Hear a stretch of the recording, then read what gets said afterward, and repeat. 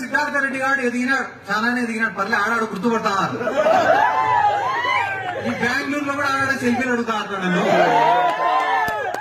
కానీ నేను ఈ స్థానంలో నిలబడినా అంటే దానికి కారణం వైఎస్ జగన్మోహన్ రెడ్డి గారు, వైఎస్ఆర్ కాంగ్రెస్ పార్టీ. దాన్ని మర్చిపోతే ఎవరికి కూడా ప్రగతులు ఉండవు. ఈరోజు చాలా పార్టీలు అడుగుతాయి, ఏం సిద్ధార్థ మా పార్టీలో ఒక ఎమ్మెల్యే టికెట్ ఇస్తామని. కానీ ఈ స్థానానికి రావడానికి గల కారణం ఏం లేనప్పుడు మనల్ని ప్రోత్సహించినోడు గొప్పోడు, అన్ని ఉన్నప్పుడు ఎవడైనా పిలిచాడు. ఏముంది దాంట్లో? ఈ రోజు 4 మంది ఎంపీలు విన్నారు తెలుగుదేశం పార్టీకి. వాళ్ళని 10 మంది గుర్తుపడతారన్నా, వాళ్ళని ఎంపీలుగా చూస్తారన్నా, వాళ్ళ కాడ డబ్బు మీద 10 మందికి తెలిసిందన్నా దానికి కారణం వైఎస్ జగన్మోహన్ రెడ్డి, వైఎస్ఆర్ కాంగ్రెస్ పార్టీ. దాన్ని మర్చిపోయి వాళ్ళేమనుకుంటారు, సొంత బలం అనుకుంటారు. మా కాడ లెక్కుంది కాబట్టి చంద్రబాబు నాయుడు పిలుచుకున్నాడు అనుకుంటారు.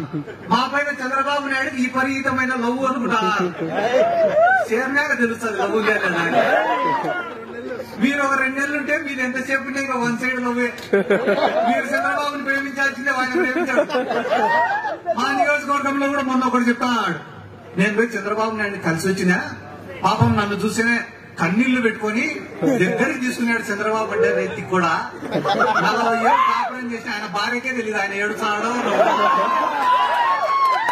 అట్లా అంటాడు, నిన్ను చూసి నవ్వుతాడంటే అయ్యే పని, ఏడుస్తాడంటే అయ్యే పని, ఎట్లా నమ్మిదవరా నువ్వు అంటే. ఇట్లాంటి వ్యక్తులందరూ పార్టీని విడిచిపెట్టి పోతే కూడా ఒకటి నేను చెప్పదలుచుకునేది ఏమన్నా అంటే, మళ్ళా మీ కుటుంబం గురించే చెప్పాలన్నా. పార్టీ వచ్చిన మొదటి రోజు నుంచి ఈ రోజు వరకు ఆ పార్టీ కోసం కష్టపడతా అనే కుటుంబం మేఘా పార్టీ కుటుంబం. వాళ్ళు పూటకొక కండువ మార్చేటోళ్ళు కాదు, వీలైతే సాయం చేసేటోళ్ళే తప్ప ఎవరి దగ్గర నుంచి ఏం ఆశించేటోళ్ళు కాదు.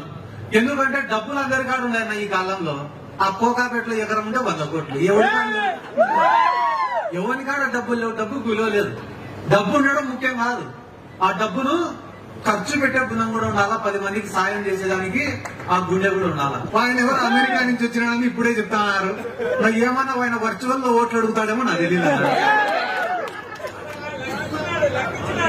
ఏంటన్నా లెక్కలో ఉండే పెద్ద బొక్కలు కూడా బయటకొస్తాయి. ఏ పార్టీకైనా, ఏ రాజకీయ పార్టీకైనా ఒక పార్టీ, ఒక నాయకత్వం, ఒక సిద్ధాంతం అనేది ఉండాలి. ఏ రాజకీయ పార్టీ పుట్టినా కూడా ఒక సిద్ధాంతం కోసమే పుట్టింటది.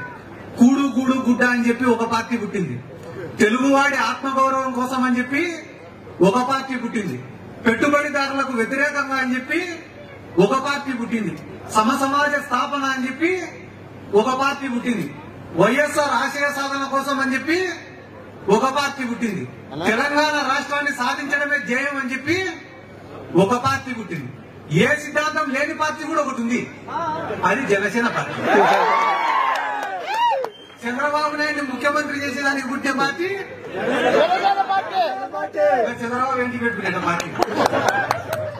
కాబట్టి ఏ పార్టీకైనా కూడా ఒక సిద్ధాంతం అనేది ఉంటుంది. ఆ సిద్ధాంతాలను మర్చిపోయి పనిచేసినప్పుడు ఆ పార్టీలు పుట్టగతులు లేకుండా పోతాయి. కలుస్తాడో తెలీదు, ఎందుకు బీజేపీతో కలుస్తాడో తెలీదు, ఎందుకు జనసేనతో కలుస్తాడో తెలీదు. ఒకరోజేమో పోయి కాంగ్రెస్ ని సంకెత్తుతాడు, ఒకరోజేమో బీజేపీని సంకెత్తుతాడు. 2 సంఘాలు ఖాళీ లేవని ఇప్పుడు పోయి పవన్ కళ్యాణ్ నెత్తి మీద వస్తుంది.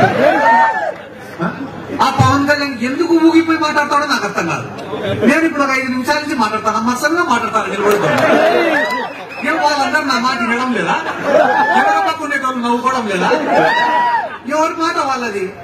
ఆ మూల పోతాడు, ఈ మూల పోతాడు. నాకే భయం అవుతాడు అప్పుడప్పుడు స్టేజ్ నుంచి కింద పోతాడు. ఏంటో ఈ పంచాయతీ ఎంత అర్థం కదా నాకు. ఎందుకు ఇవన్నీ కూడా చెప్తానంటే మీరు కూడా అందరూ గుర్తు పెట్టుకోండి. మోసగానికి నాయకుడికి మధ్యన ఉండేటటువంటి తేడా ఏందనేది ఆలోచన చేయండి. మోసగాడు అనేవాడు ఎట్టుంటాడు రా అంటే, నీ కష్టాన్ని వాడుకుంటాడు, నా కష్టాన్ని వాడుకుంటాడు, నీ శ్రమను వాడుకుంటాడు, నా శ్రమను వాడుకుంటాడు, ఎదుగుతాడు. ఎదిగిన తర్వాత అందరిని కూడా మర్చిపోతాడు. కానీ నాయకుడు అనేవాడు ఎదిగిన ప్రతి మెట్టును గుర్తు పెట్టుకుంటాడు, సాయం చేసిన ప్రతి గుండెను పైకి తీసుకొని వస్తాడు.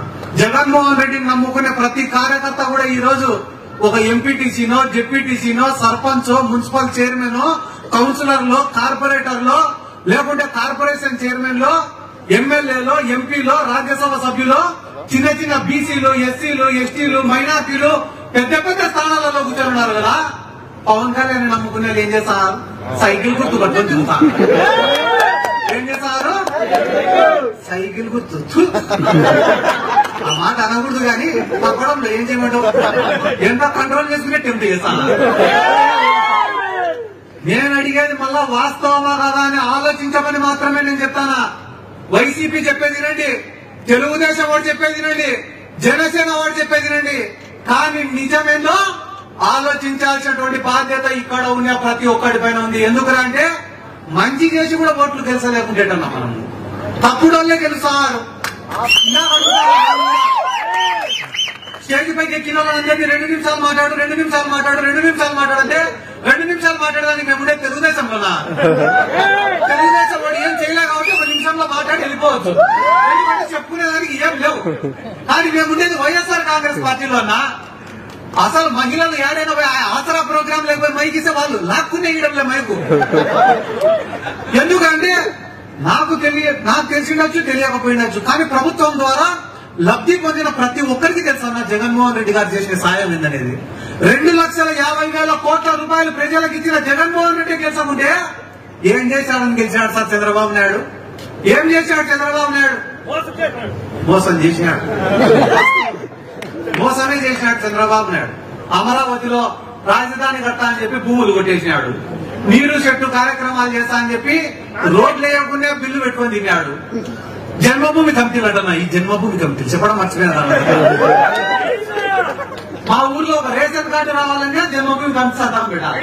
ఒక పెన్షన్ రావాలన్నా జన్మభూమి కమిటీలో సంతకం పెట్టాలి.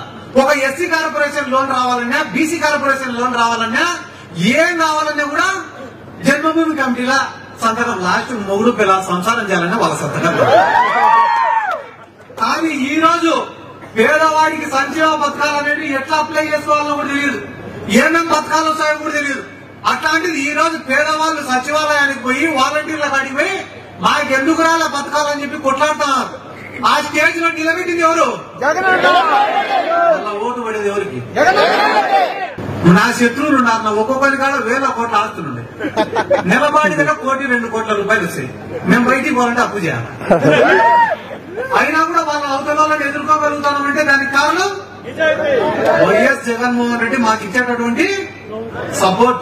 డబ్బులతో ఏం కాదన్నా, అందరు డబ్బులు డబ్బులు డబ్బులు అనుకుంటా. డబ్బుతో ఏంది కూడా రాదు. ఏం చంద్రబాబు కాడ లేని డబ్బులా? పవన్ కళ్యాణ్ ఒళ్ళు ఇల్లు అన్నీ అమ్ముకున్నాడు. పవన్ కళ్యాణ్ అయినా డబ్బుతో ఏం కాదని నేనే అనుకుంటా. అయినా మన కాడ ఏం లేకుండా ఇంత హంగామా చేస్తాను కదా, మన కాడ కూడా కొంచెం డబ్బులు ఇంటే అల్లరి లేపెట్టేవాళ్ళం కదా అని చాలా సార్లు అనుకున్నాను. జీవితంలో నేను కూడా చాలా రోజులు అనుకునేవాడిని. ఏమనుకునేవాడిని అంటే, ఒక మనిషికి కీర్తి ఉండదు అంటే పేరు ప్రతిష్టలు వస్తాయి. కొంతమందికి ఉద్యోగంలో బాగా సక్సెస్ ఉండదు, కొంతమందికి వ్యాపారంలో బాగా సక్సెస్ ఉండదు, కొంతమందికి వద్దనే డబ్బు వస్తుంటది. అట్లా ఒక్కొక్క మనిషికి ఒక్కొక్క దాంట్లో రాసి పెట్టినాడు దేవుడు కిస్మత్ అనుకునేటువంటి నేను అట్లనే ఒక వ్యాపారం చేసినా. ముట్టుకోవడం భస్మం. అట్లా ఏ వ్యాపారం చేసినా కూడా డబ్బులు రావడం వచ్చి రిటర్న్ లో పోతాయి డబ్బులు. నా జీవితంలో దేవుడు రాసినట్టు లేడు నాకు. ఇది పేరు వస్తుంది, సరేగా పేరు వచ్చినాక డబ్బులు సంపాదించుకోవచ్చు అనుకున్నా. పేరు వస్తూనే ఉంది కానీ డబ్బు మాత్రం కావడం లేదు. నాకు ఏందిరా ఇది, ఏం అర్థం కావడం, ఏంది పరిస్థితి ఇట్ అయిపోయింది. అప్పులు చూసేమో పెరిగిపోతూనే ఉండే, దానాలు ధర్మాలకే పోతున్నాయి డబ్బులన్నీ. ఎట్లా ఎట్లా ఎట్లా అనుకునేటప్పుడు దేవుడే కొన్ని వర్కులు చూపించినాడు. వర్కులు చేసుకున్నా, అప్పులన్నీ కట్టుకున్నా. నన్ను నమ్ముకునే ప్రతి కార్యకర్తను కూడా లీడర్ గా చేసుకునేదానికి డబ్బులు వచ్చినాయి, అన్ని చేసినాను. ఎప్పుడైతే డబ్బులు నాకు వచ్చినాయో ఆ రోజు అనుకున్నా, ఈ గీత కూడా నాకుందిరా. అప్పటి వరకు 50 లక్షలు అప్పు చేసేటప్పుడు ఇప్పుడు 10 కోట్లైనా చేసా అప్పు. ఎందుకురా అంటే ఇంకా గీత ఉందని అర్థమైపోయింది కదా. కాబట్టి మంచి చేయడానికి మనసు ఉండాలి తప్ప డబ్బుతో పని లేదు.